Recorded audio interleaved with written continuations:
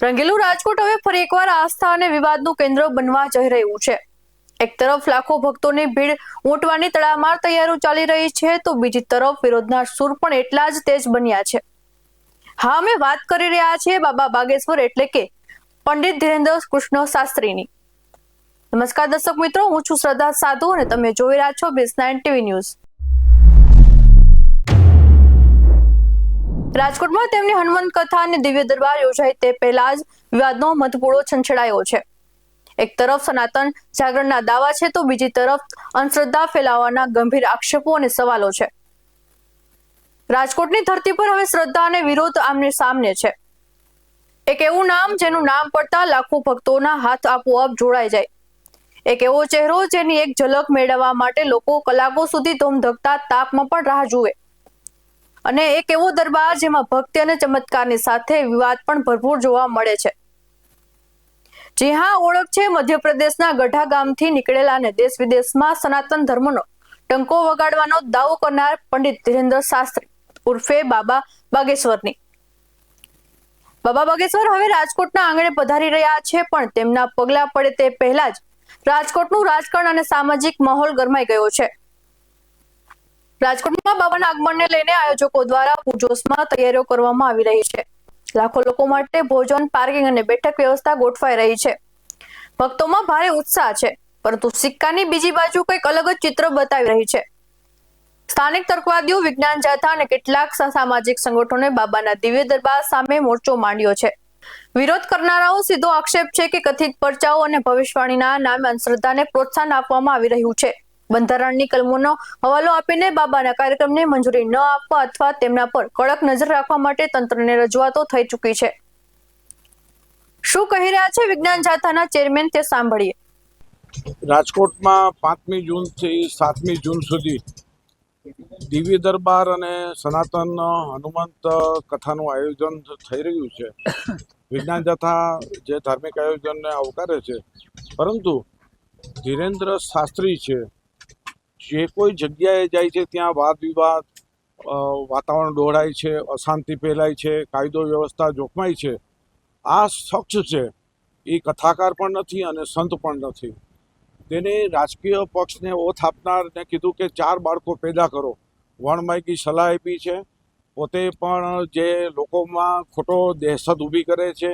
વિજ્ઞાન જાથા એ નક્કી કર્યું છે કે આ કથા દરમિયાન એના વિરુદ્ધની અંદર સૂત્રોચ્ચાર, એ ધરણાનો કાર્યક્રમ અને જે પરચીની વાત કરે છે, દિવ્ય શક્તિની વાત છે, આ તમામ વસ્તુ અવૈજ્ઞાનિક, અવાસ્તવિક અને બોગસ છે। અમે 3 પ્રશ્નો પૂછવાના છીએ અને એના 3 પ્રશ્નોના સાચા અમારા વિજ્ઞાન મંચમાં આવીને સાબિત કરી આપે તો અમે 50 લાખનું અને 1 કરોડનું ઇનામ જાહેર કર્યું છે। અને જો એ સાચા પડે તો વિજ્ઞાન જાથા કાયમ માટે બંધની પણ જાહેરાત કરી દઈશું। અમને એમાં નિસંકોચ આ કથાકાર ધીરેન્દ્ર શાસ્ત્રીએ લોકોનું કલ્યાણ થાય, લોકોને સાવધાની થાય તેવું આજ સુધી એક પણ કૃત્ય કર્યું નથી। લોકોમાં દહેશત ફેલાવવા છે અને અશાંતિ ફેલાવવા સિવાય કોઈ કાર્યક્રમ આપ્યો નથી। આ માત્ર ને અંધશ્રદ્ધા ફેલાવવાનું ને ભ્રમ ફેલાવવાનું કામ કરે છે। દેશને બાબાઓની જરૂર નથી, દેશને વિજ્ઞાનની જરૂર છે। બાળકો છે યુનિવર્સિટી તરફ પડે એની જરૂર છે। ત્યારે આ વ્યક્તિ છે, આ શખ્સ છે, લોકોમાં દ્વિધા ઉત્પન્ન કરી અને ગુમરાહ કરી અંધશ્રદ્ધા ફેલાવે છે। એટલે વિજ્ઞાન જાથા આ શખ્સનો સદૈવ વિરોધ કરવાનું છે। એક તો ખાસ કરીને સરકારે આ ભ્રમ ફેલાવવાના નામે એના અમે ગુનો દાખલ કરવાની પણ વિજ્ઞાન જાથા માગણી કરે છે। અને અત્યારે વડાપ્રધાને ઈંધણ બચાવવા માટેનું જે આહવાન આપ્યું છે તેની વિરુદ્ધનું આ કથાનું આયોજન છે। અહીંયા હજારો ને લાખો માણસો આવશે, વાહનોનો પેટ્રોલ ડીઝલનો વ્યય થશે, તો આ જવાબદારી કોની? અને આ વ્યક્તિ છે જ્યારે એરપોર્ટથી પોતે કથા સ્થળે આવશે ત્યારે હજારો વાહનો છે એ ત્યાંથી આવશે, એનો પેટ્રોલનો ડીઝલનો વ્યય થવાનો છે। ખાલી ઇલેક્ટ્રિકની વાત કરીને લોકોને મૂર્ખ બનાવવાની આયોજકો વાત કરે છે। આયોજકોને પણ ફેર વિચારણા કરવા માટે કુદરતનો આ ધીરેન્દ્ર શાસ્ત્રીને એક પણ પ્રકારનો સાથ નથી।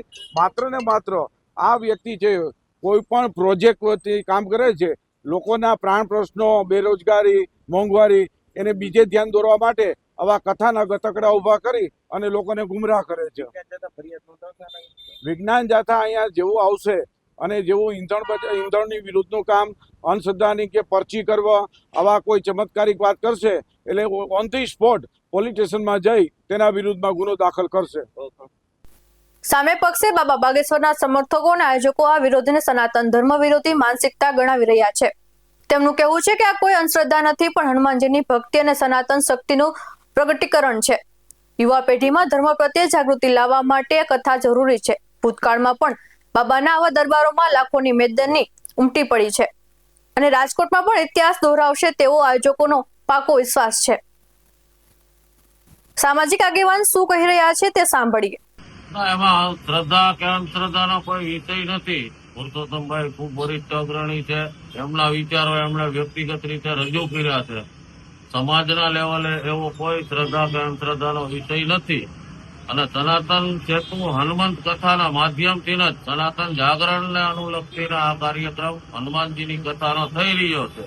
અને એમાં બાગેશ્વર ધામ પીઠાધીશ્વર શ્રી ધીરેન્દ્ર કૃષ્ણ શાસ્ત્રીજી ઉપસ્થિત રહી અને હનુમાનજીના ગુણગાન ગાય અને સનાતન ધર્મને કેવી રીતે સમગ્ર રાષ્ટ્રમાં સમગ્ર વિશ્વમાં વ્યાપ વધારવો એમની ચર્ચા હનુમાનજીના માધ્યમથી કરી ભક્તોને લોકોને એની માહિતી અને જાણકારી આપવાના છે. એમાં શ્રદ્ધા કે અંધશ્રદ્ધાનો વિશ્વાસ નથી. હનુમાનજીની ભક્તિ શ્રદ્ધાથી જ થઈ શકે અને હનુમાનજીની જ કથા છે.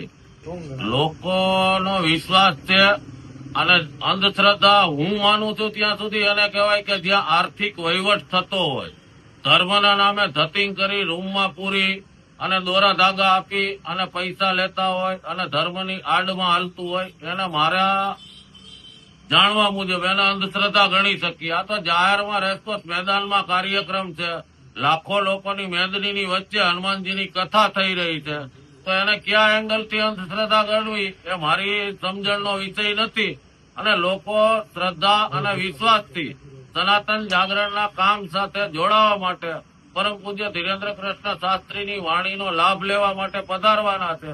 તો એમાં હું માનું છું કે શ્રદ્ધા કે અંધશ્રદ્ધાનો કોઈ વિષય જ નથી. લોકો શ્રદ્ધાથી જ જોડાવાના છે. સવાલો અનેક છે. શું માત્ર શ્રદ્ધાનો વિષય છે કે પછી શ્રદ્ધાની આડમાં અંધશ્રદ્ધાનો ખેલ? એક તરફ ભક્તોનો અતૂટ વિશ્વાસ છે તો બીજી તરફ વિજ્ઞાન અને તર્કની કસોટી છે. હવે જોવાનું એ રહેશે કે જ્યારે આ રાજકોટની ધરતી પર બાબા બાગેશ્વરનો દરબાર ભરાશે ત્યારે વિરોધના સૂર જમી જશે કે પછી વિવાદ નવું સ્વરૂપ ધારણ કરશે. આસ્થા અને વિવાદના મહાસંગ્રામમાં અમારી નજર બનેલી રહેશે.